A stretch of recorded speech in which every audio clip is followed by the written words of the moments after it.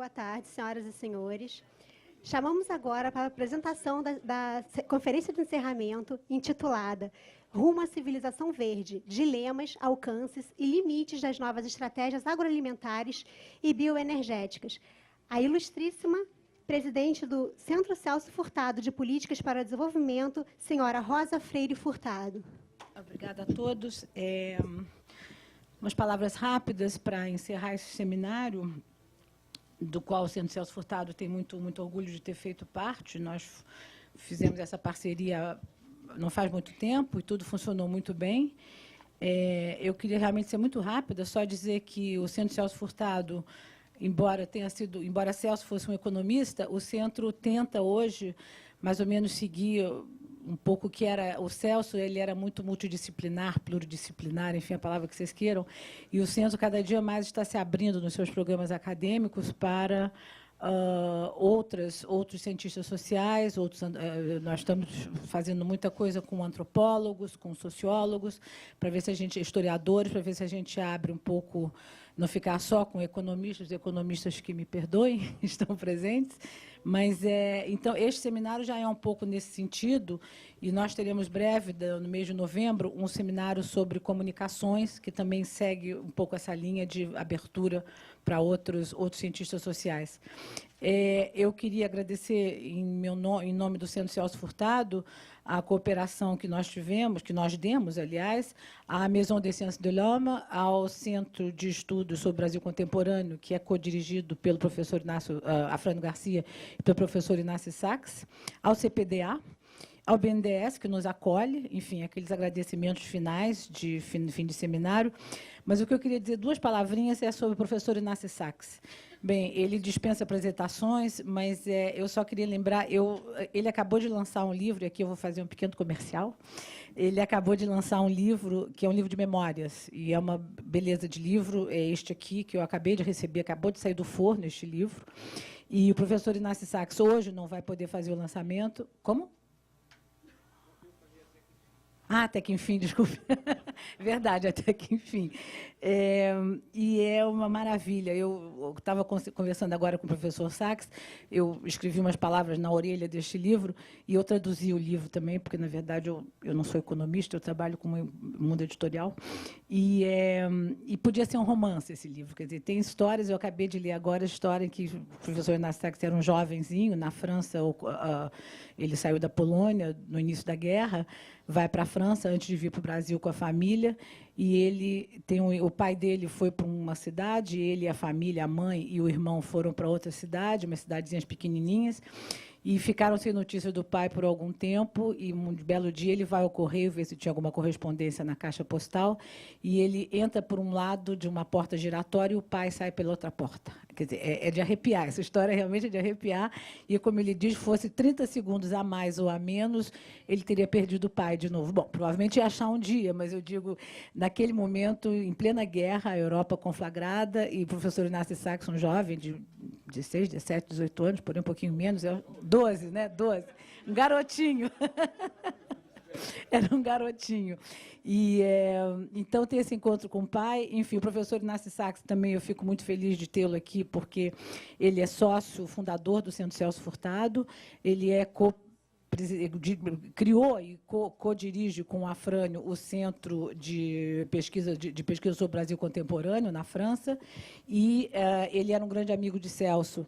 Então, por todas essas razões, eu fico muito feliz de tê-lo aqui, e eu gostaria só de dizer para vocês que o professor Inácio Sachs vai estar no Rio, novamente, no dia 10 de novembro, às 19 horas, na Livraria Travessa de Ipanema, ali na Visconde de Pirajá, onde ele vai estar lançando este livro aqui. Então, eu convido o professor Inácio Sachs para dar a sua palestra, e vamos todos ouvir uma pessoa que entende desse assunto há muitos e muitos anos, e acho que vai ser muito bom para a gente. Obrigada. Estou muito feliz de estar aqui nesse mais uma rodada de cooperações franco-brasileiras. Não sei com que boné estou aqui, mas isso não tem muita importância. Bom, o título da minha palestra foi anunciado. Prometo não ultrapassar 2h30. Primeiro, o contexto. Ainda não saímos da crise socioeconômica provocada pelas especulações financeiras, aquela bolha que estourou em Wall Street, aquela crise que os loiros de olhos azuis criaram e que se transformou numa crise socioeconômica de alcance mundial. Ao mesmo tempo, estamos vivendo, e isso nos remete a uma outra perspectiva histórica, à la très longue durée, estamos vivendo o que eu considero como a terceira grande transição na longuíssima coevolução da nossa espécie com a biosfera.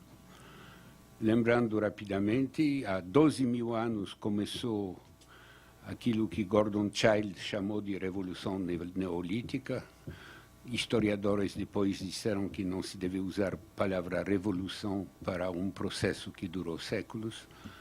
Revolução não, há 12 mil anos iniciou-se um processo de domesticação de espécies vegetais e animais que permitiu a sedentarização das populações humanas e caminhou para os primórdios da urbanização. Então, essa foi a primeira transição. A segunda ocorreu há 3 séculos atrás, quando entramos na era das energias fósseis, carvão, petróleo, gás. E estamos, neste momento, no limiar da terceira grande transição, porque não preciso repetir a essa audiência o que nos dizem os cientistas do painel internacional sobre os climas. Devemos, com urgência, reduzir as nossas emissões de gás carbônico, em geral,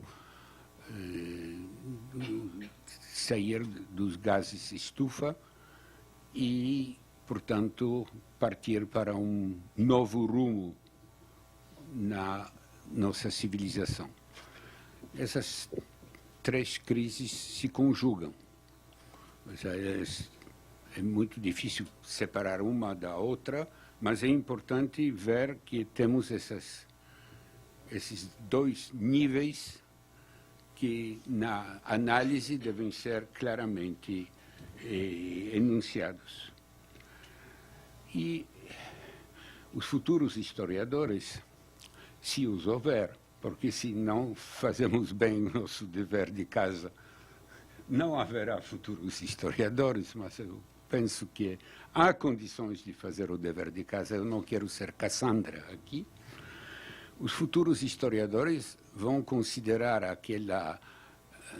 aquele breve interlúdio onde a nossa civilização se baseou nas energias fósseis como uma coisa muito curta na história da humanidade. Né? Qual é, então, o nosso desafio? Voltar a depender essencialmente da energia solar e das outras energias renováveis, como acontecia antes da Revolução Industrial, porém fazê-lo a um outro nível da espiral dos conhecimentos, sem renunciar aos benefícios da industrialização. Eu acho que este é o problema que se coloca diante de nós. Quando falo de energias renováveis, devo, pelo menos em uma frase, dizer que eu não aposto as minhas fichas na energia nuclear.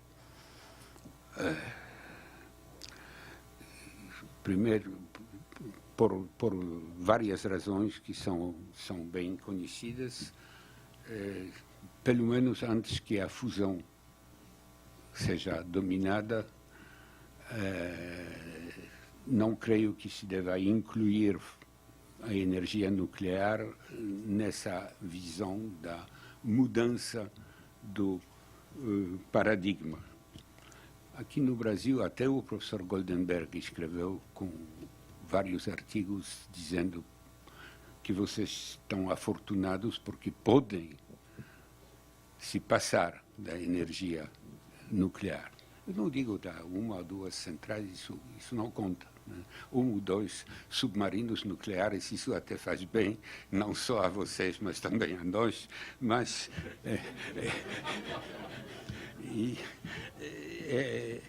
vamos dizer, é um problema no qual não quero entrar. Qual o papel dentro dessa visão das energias de biomassa? As e os Cassandras nos dizem que os solos cultiváveis e a água escassa não permitirão uma produção em grande escala das agroenergias. Se a segurança energética for buscada dessa forma, isso se fará às expensas da segurança alimentar. Para citar um autor, Lester Brown, um ambientalista norte-americano conhecido, dizendo é o embate, eu corrijo os números dele, né? Porque ele disse isso há uns anos atrás, desde aquele momento, tanto o número de automóveis quanto o número de famintos aumentou. Então, grosso modo, pondo a citação em dia, este é o embate entre 1 bilhão de donos de automóvel e 1 bilhão de estômagos famintos. Não compro esse pessimismo subjacente. Bom, primeiro, os famintos não estão sofrendo fome por falta de alimentos. Esta é uma questão fundamental que o prêmio Nobel indiano Amartya Sen analisou em vários livros. Os famintos não. O problema da fome é essencialmente a falta de poder aquisitivo por parte daqueles que não comem, e não da oferta insuficiente de alimentos, embora, evidentemente, a gente tem que olhar tanto a demanda quanto a oferta e administrar as duas. Agora, este tema à parte, eu penso que os que têm essa visão alarmista não estão certos por várias razões que vou enumerar rapidamente, para não ultrapassar as minhas 2h30. Primeiro, os cálculos alarmistas se baseiam na juxtaposição de cadeias de monoprodução, de cadeias monoprodutivas, e não na busca de sistemas integrados de produção de alimentos e energia adaptados aos diferentes biomas. Nós precisamos mudar a cabeça dos agrônomos e voltar a pensar em sistemas integrados de produção de alimentos e energia. Eu sempre cito aquele exemplo extraordinário e quase milenar dos sistemas que os chineses construíram ao redor de açudes. Ou seja, 4 variedades de carpa que vivem em nichos ecológicos diferentes, portanto não competem pelos mesmos recursos. Em cima do açude, patos porque eles fertilizam o açude e porque eles vão também ter uma função no dique, porque o dique vai ser usado para produzir verduras e outras plantas, e os patos vão servir de controle biológico dos bichos que atacam essas plantas. E folhas que sobram das verduras jogadas no açude para alimentar as carpas, um belíssimo sistema integrado. E essa visão de sistema integrado, de busca de sinergias, de complementaridades, obviamente leva a identificação de possibilidades que não estão, neste momento, plenamente utilizadas. Um só grande exemplo, à integração pecuária, produção de oleaginosas, utilização das tortas para alimentar o gado, aumento do número de cabeças por hectare, liberação de solos cultiváveis dessa maneira. É um exemplo de sistema. Eu poderia ir em outros sistemas.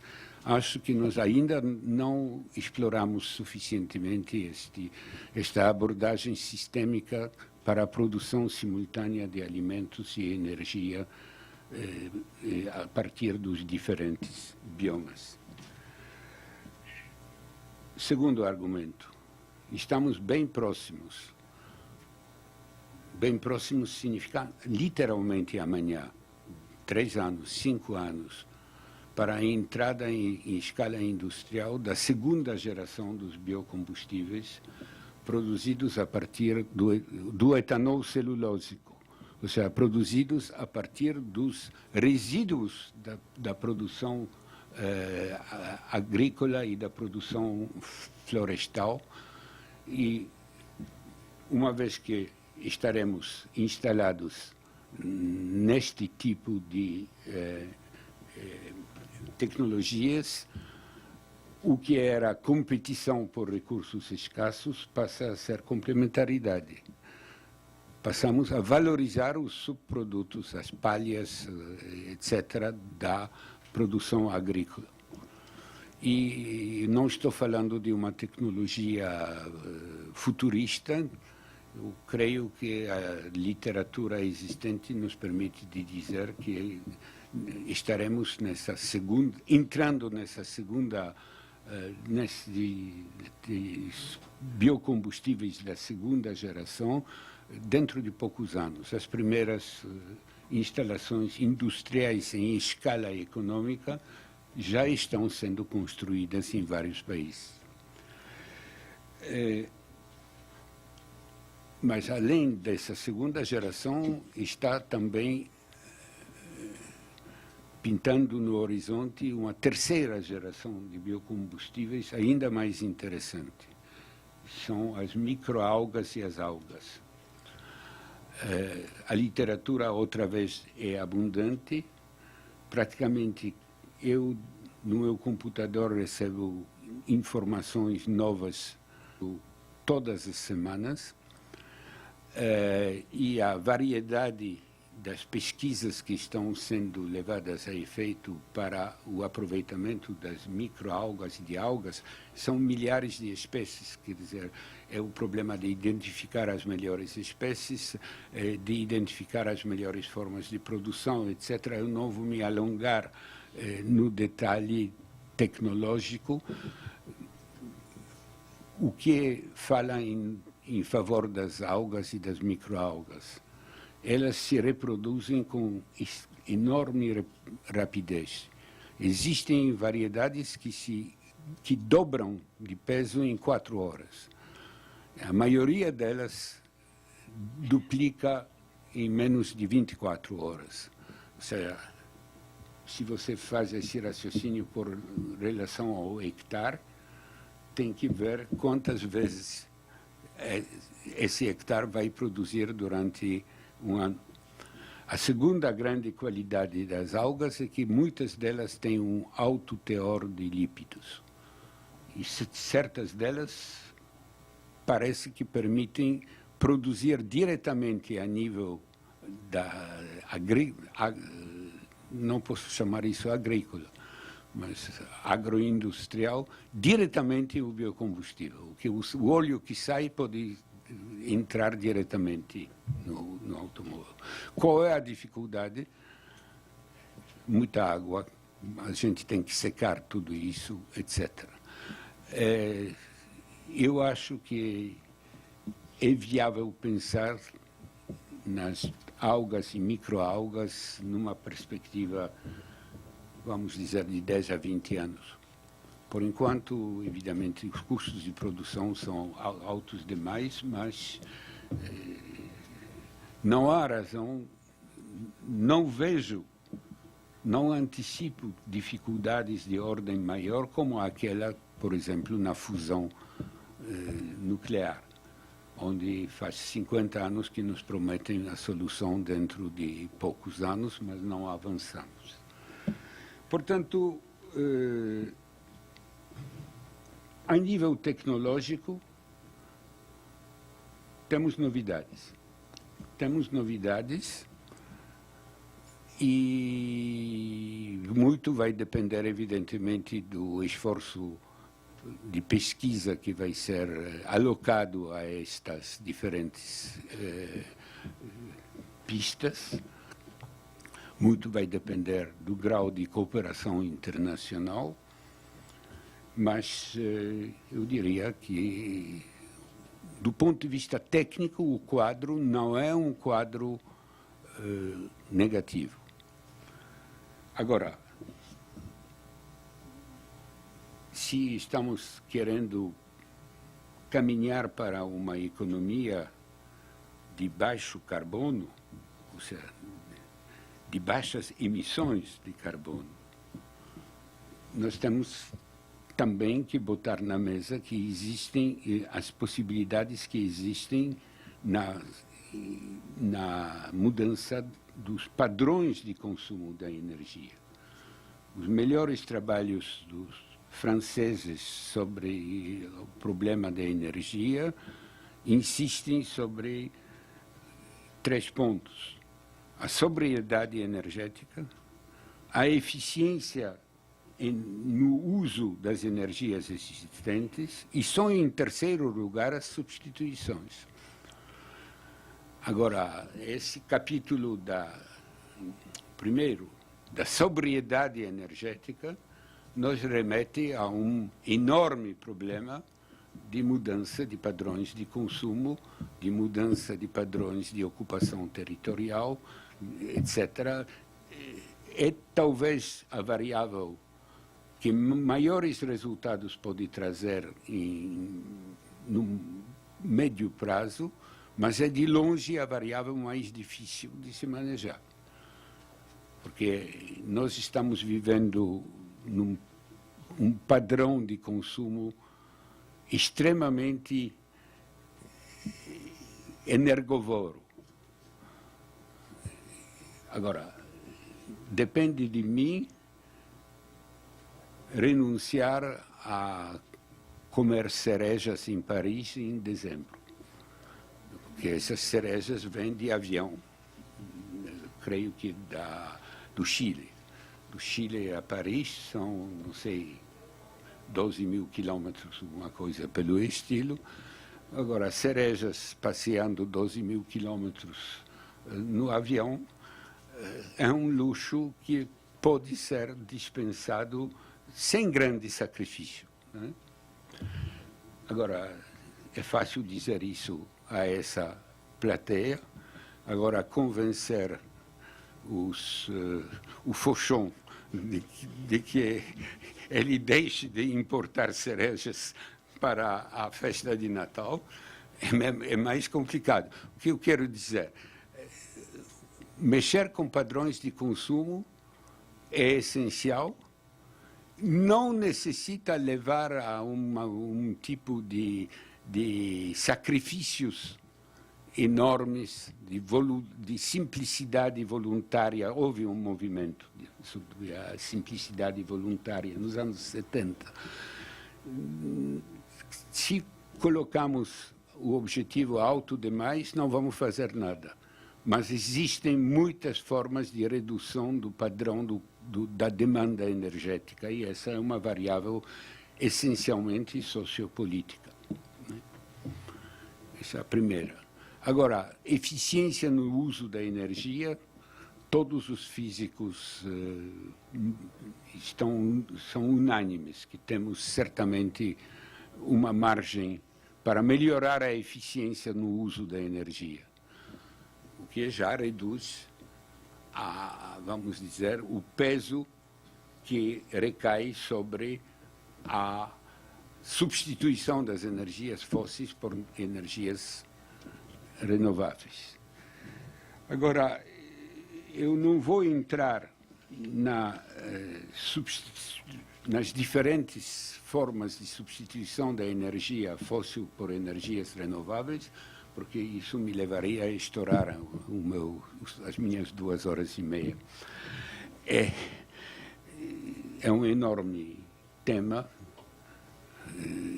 desde a eólica, a energia dos mares, etc., etc., e certamente é aqui que encontramos o problema das agroenergias, né?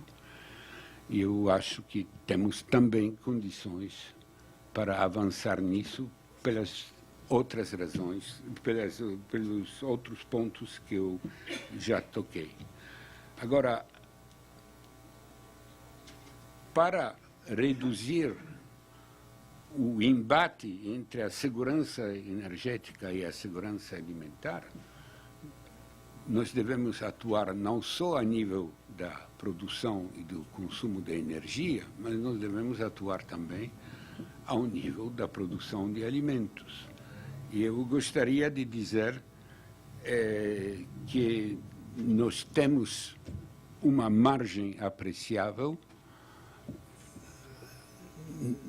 se olhamos o nível, vamos dizer, razoavelmente avançado das produtividades alcançado em certos lugares e a produtividade muito mais baixa em outros, ou seja, aumentar a produtividade lá onde ela é ainda baixa, usando tecnologias já amplamente conhecidas, é certamente outra margem que temos para atuar, desta vez não do lado da energia, mas do lado da produção de alimentos.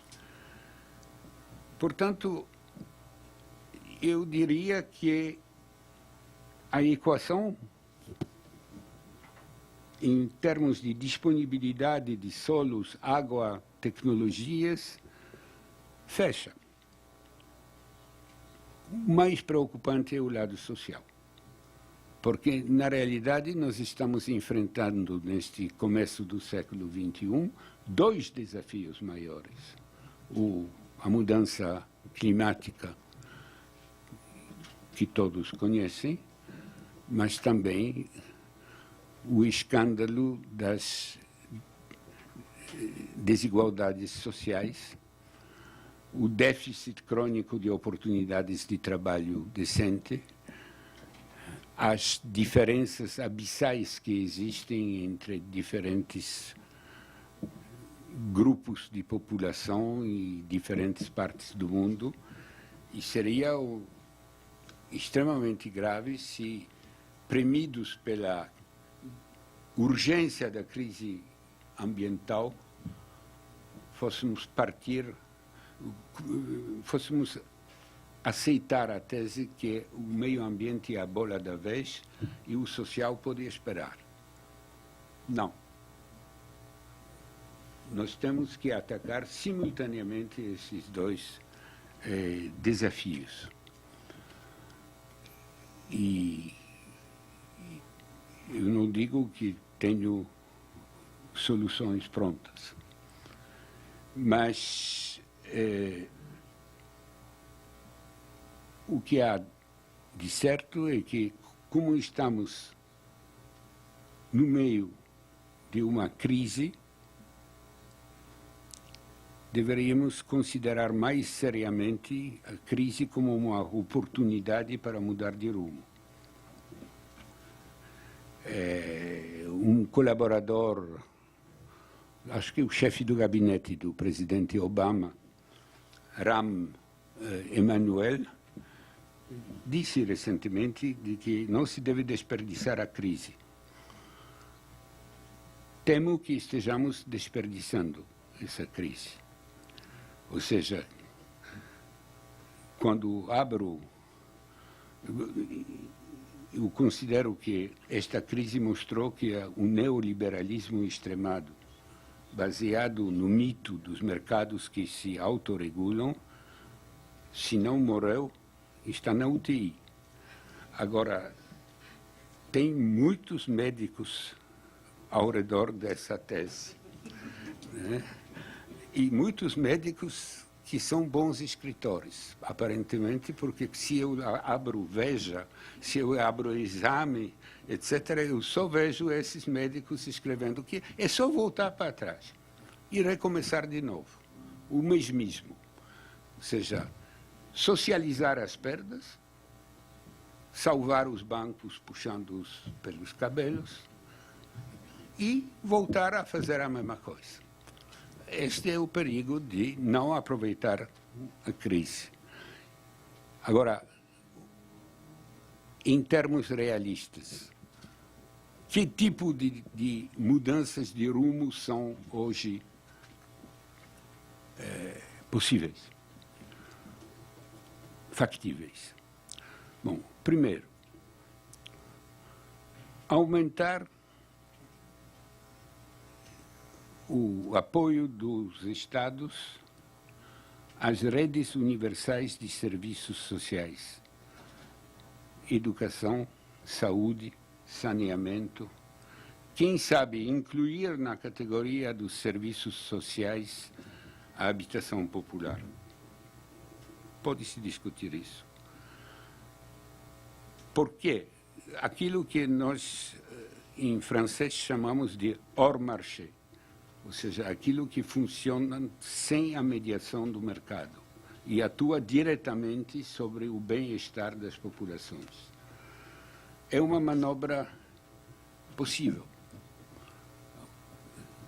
É uma manobra que está sendo discutida em vários países, desde os Estados Unidos, que querem reparar o atraso do seu serviço, do seguro social e da saúde, passando por outros países que estão trabalhando sobre a expansão dos sistemas de educação, etc. Mas, vamos dizer, essa é uma diretriz que eu considero factível. A segunda, que me parece extremamente importante, é, agora, isso eu estava fora do mercado. São serviços sociais prestados pelo Estado, pela comunidade. Pouco importa a organização, o nível.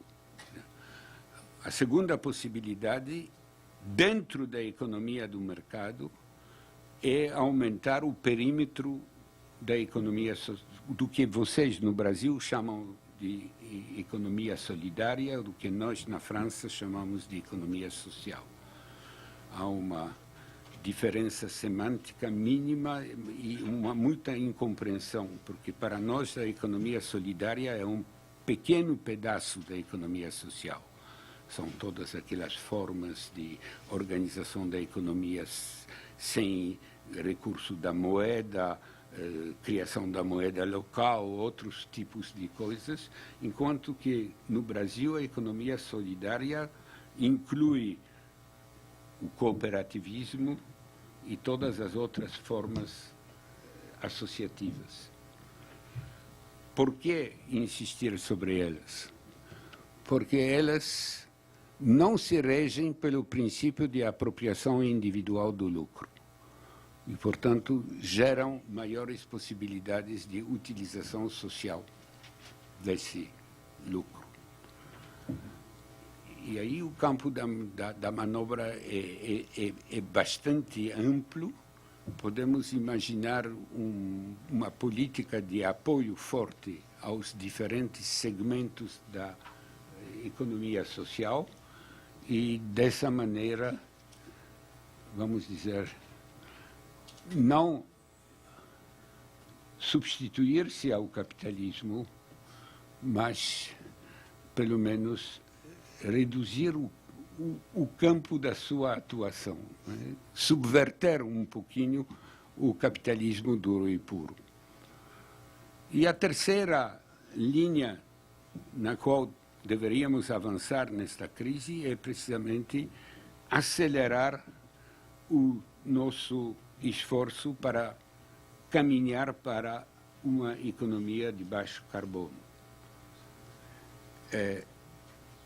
Então, eu gostaria de ficar alguns minutos nesse tema. Biomassa é alimento. Biomassa é ração animal. É adubo verde. É energia. É material de construção. São fibras, plásticos e inúmeros produtos das biorefinarias que deverão substituir as refinarias de petróleo. São fármacos e cosméticos. É um enorme leque de bens, é um universo.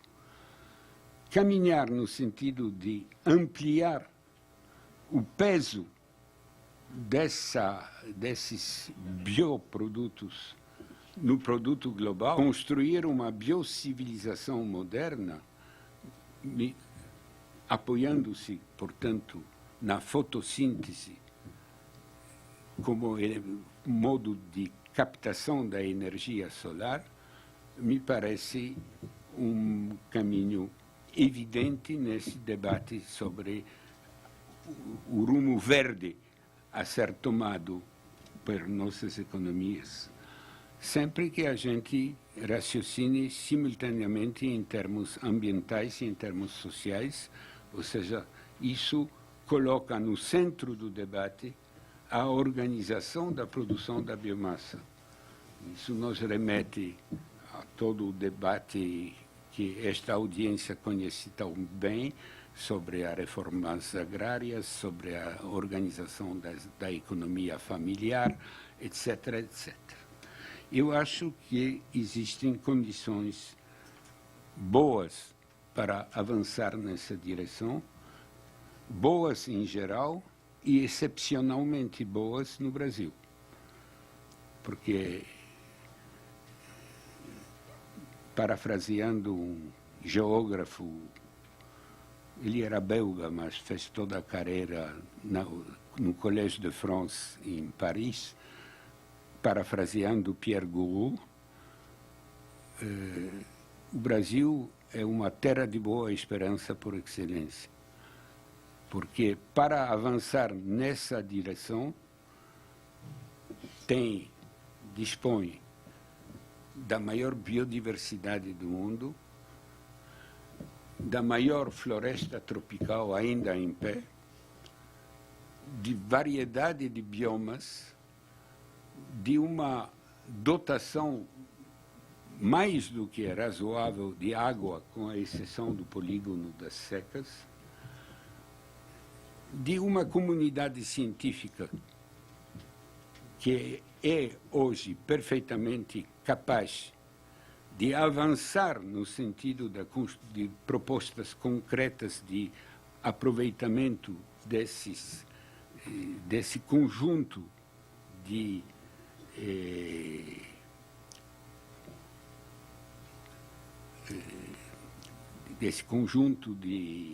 fatores.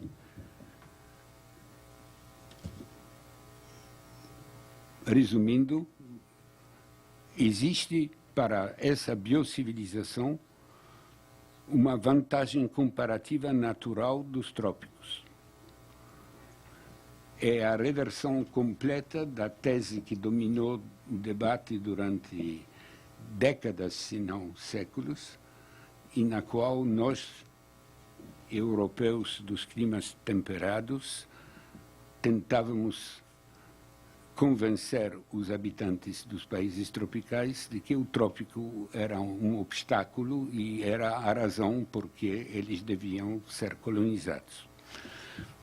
Porque nós traríamos aquela solução que vingou nos climas temperados. É a vingança dos trópicos, eu diria. E é uma conclusão extremamente importante, porque ela nos remete a uma outra dimensão da crise atual, a crise do padrão da globalização. Claro que dentro dessa crise atual, os limites de uma globalização assimétrica aparecem claramente. Você vai me salvar com uma parte da água que vem da Amazônia, espero. desculpe.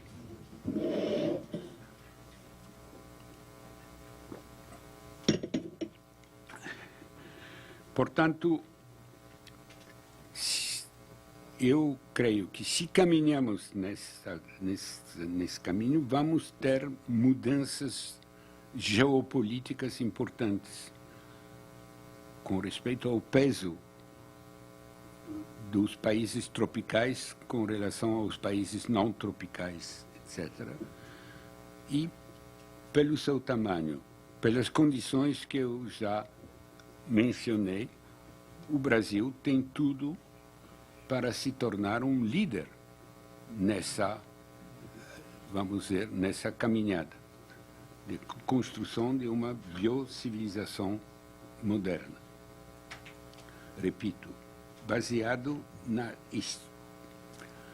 exploração sistemática do trinômio biodiversidade, biomassas, biotecnologias, estas últimas aplicadas nas duas pontas, para aumentar a produtividade da biomassa e para ir abrindo cada vez mais o leque dos produtos dela derivados. Esta é a visão do processo que nós temos que organizar,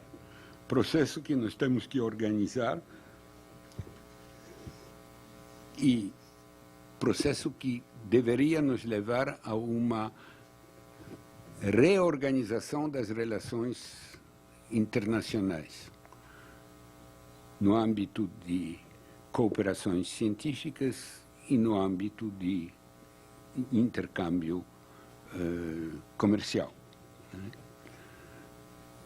Não há mais espaço para o não alinhamento. Os não alinhados surgiram quando havia dois blocos em competição, para não dizer em Guerra Fria, e aqueles que queriam, primeiro, se subtrair a essa guerra e, segundo, aproveitar o fato deste embate entre os dois blocos para negociar uma posição mais vantajosa, jogando um contra o outro. Essa é a essência do não alinhamento que surgiu a partir da Conferência de Bandung de 1955. Bom, essa condição não existe mais porque não existem mais aqueles dois blocos, né?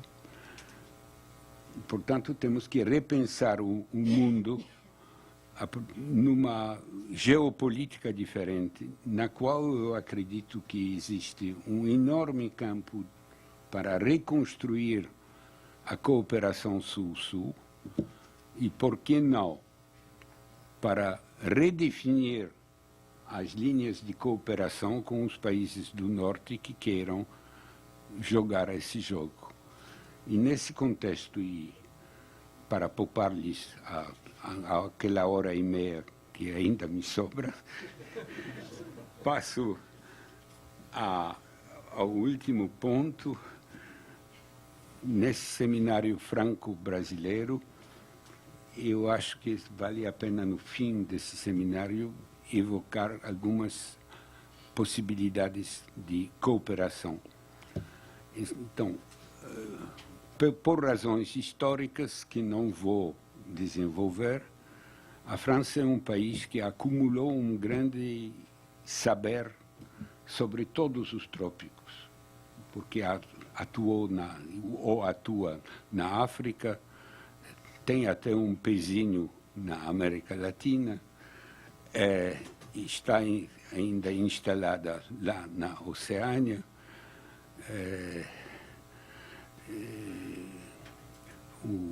Me lembro de uma conversa com minha neta, uma das minhas netas, quando ela tinha 10 anos, ela veio e disse: quanto tempo a gente leva de avião para atravessar a França? Pensei, disse, vamos dizer, de Brest a Paris, 1 hora, de Paris a Nice, uma outra hora, eu disse 2 horas. Como? Diz ela. E se para ir a Nova Caledônia a gente leva 12 horas, não é? Então, a França continua instalada em várias regiões tropicais e subtropicais do mundo e acumulou, por isso, um conhecimento que valeria talvez a pena aproveitar e reciclar dentro de uma cooperação que teria como ponto de partida a cooperação sobre o bioma amazônico. Digo isso porque, recentemente, os presidentes dos dois países assinaram um compromisso que vai nesse sentido. Eu penso que podemos começar com o bioma amazônico, mas vale a pena depois construir cooperações mais complicadas, triangulares, quadrangulares, etc. E, portanto, faço votos que este seminário seja um ponto de partida para pensar de que forma concreta poderemos avançar nessa direção.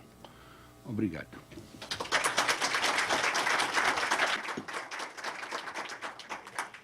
Agradecemos ao professor Sachs pela belíssima exposição. Aproveitamos para anunciar a presença do Dr. Miguel Rosseto, presidente da Petrobras Biocombustíveis, agradecendo também por todo o esforço realizado para estar aqui conosco, apesar dos compromissos em Brasília. Obrigado. Bom, e encerramos aqui o Seminário Internacional Segurança Alimentar e Segurança Energética, Estratégia da Expansão da Produção de Alimentos e de Biocombustíveis na Europa e no Brasil. Boa noite.